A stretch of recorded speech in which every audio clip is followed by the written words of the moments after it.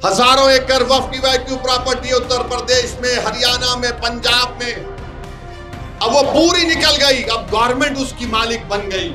अब जो गवर्नमेंट के हाथ में आ गई तो कल गवर्नमेंट बोलेगी नहीं, यहां पर आप नमाज नहीं पढ़ सकते, ये गवर्नमेंट की प्रॉपर्टी है।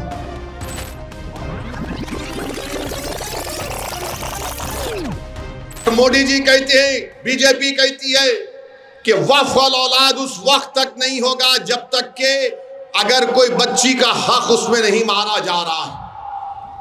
हम प्रधानमंत्री से यह अपील करना चाह रहे हैं, आपको मुस्लिम बेटियों से इतनी हमदर्दी अगर पैदा हो रही है तो फिर वो बच्ची की जो अस्मत रेजी की गई थी गुजरात में जब आप मुख्यमंत्री थे, उसको भी अपने घर में बुलाओ, चाय पिलाओ और बोलो बेटी मैं तेरे साथ हूं। बिल्किस बानो से मोहब्बत नहीं, मगर वक्फ औलाद में बच्चों का हक नहीं मारना चाहिए। ये कौन सा कानून है बताइए आप। हमारे हिंदू भाई जानते हैं कि उनके सेल्फ एक्वायर्ड प्रॉपर्टी में अगर किसी हिंदू भाई के 2 बेटियां हैं और 1 बेटा है, और वैसे एक मुसलमान की 2 बेटियां 1 बेटा है, तो हमारे हिंदू भाई की जो सेल्फ एक्वायर्ड प्रॉपर्टी है वो विल के जरिए अपने 2 बेटियों को छोड़कर अपने 1 बेटे को अपनी पूरी जायदाद दे सकता है। कानून इसकी इजाजत देता है। और अगर मुसलमान कोई बाप या मां अपने 2 बेटियों को छोड़कर 1 बेटे को देना चाहती है तो हम नहीं दे सकते, 1/3 से ज्यादा नहीं दे सकते। आप विल पावर का इख्तियार नहीं निकालेंगे।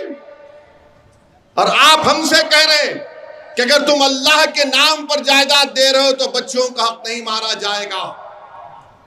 अरे मैं अल्लाह को दे रहा हूं, अल्लाह को मालिक बना रहा हूं, तो कहां बेटी, कहां बेटा, कहां रिश्तेदार, कहां मां, कहां बाप का हिस्सा।